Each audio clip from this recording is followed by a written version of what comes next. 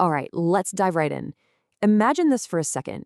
You finish fourth at your job, you don't win a single big project all year, but you're still somehow the most valuable employee in the entire company. Sounds crazy, right? Well, in the high-stakes world of Formula One, that's pretty much what's happening with Scuderia Ferrari. So we're going to break this down kind of like a business case study to see how on earth a brand's value can just completely detach from its actual performance on the track. So let's just start with the big headline number. Ferrari's Formula One team has a 2026 valuation of $7.35 billion. That's not just valuable, folks. That makes them the most valuable team in the entire sport. And honestly, it's not even close. And this is where things get, well, weird. On one side of the coin, you have their 2025 performance, fourth place, not a single win all year. Zip. And on the other side, their valuation for 2026, number one, top of the charts. So how? How is that even possible? To figure that out, we got to zoom out a little bit and look at the whole sport. All right, so first thing you need to know is that Formula One is basically printing money right now. The whole sport is in the middle of this absolute gold rush. And you know that old saying, a rising tide lifts all boats? Well, that's kind of what's happening. Except some of those boats are turning into super yachts. Just look at the numbers. F1's total revenue shot up to $5.6 billion in 2025. I mean, that's almost double what it was just back in 2018. And it's all thanks to this perfect storm, right? You've got a whole new generation of fans, a packed race calendar, and of course, the whole Drive to Survive phenomenon. F1 teams aren't just racing teams anymore. No way. They've become these massive billion-dollar entertainment companies. And if you want to know just how exclusive this club has gotten, get this. If some new team wants to join the grid right now, they have to pony up a $700 million entry fee. $700 million. That's just to get a seat at the table. That's before you've even thought about building a car or signing a driver. So yeah, the value of just being in F1 is through the roof. Okay, so the whole sport is getting richer. We've established that. But this brings us to the really juicy part, the billion-dollar valuation gap. Because even in this superheated market, Ferrari is playing a completely different game. There is a huge gap between the Prancing Horse and, well, literally everyone else. This table right here, it tells the whole story. Look at the top. There's Ferrari, sitting pretty at $7.35 billion. Now look down a bit. See McLaren? They were the 2025 Constructors champions, the best team on the track, and they're valued at just over $4 billion. Even Mercedes, the team that just dominated for years, is still $1 billion behind Ferrari. And then you stroll down further, you see these legendary teams like Williams or a smart, lean team like Haas. They're just in a totally different universe financially.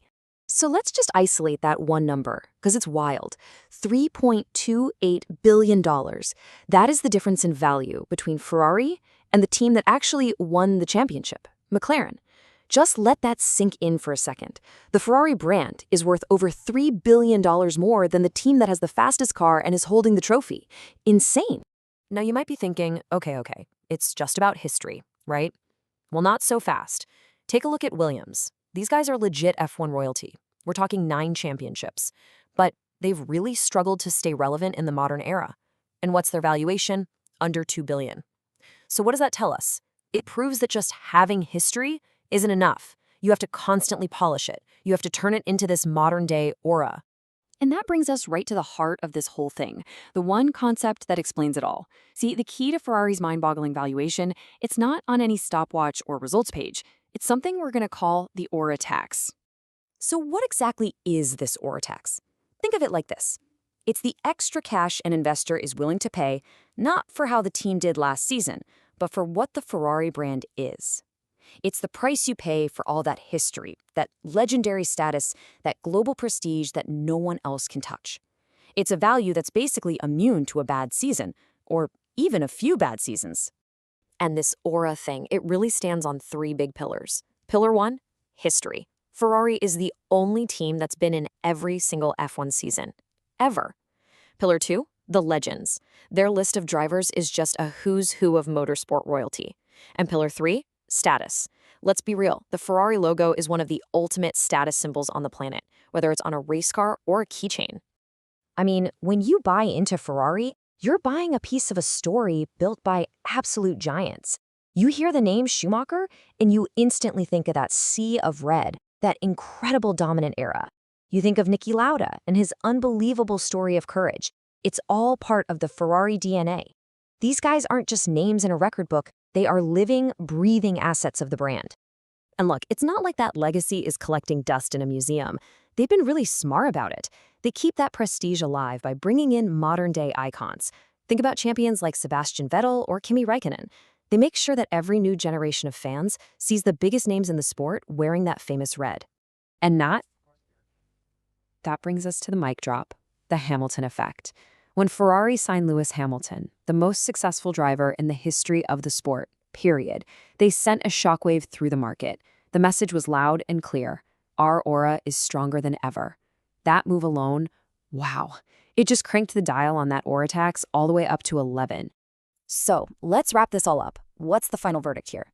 We've seen that F1 is booming, but Ferrari's value isn't just about the market. It's driven by this special aura tax, this potent mix of history, legendary drivers, and pure, unadulterated prestige.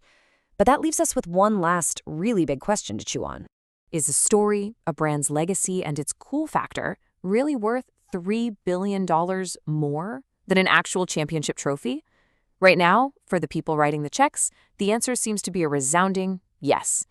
But you have to wonder, as the gap between what the brand is and how the team performs gets wider and wider, how long can that last?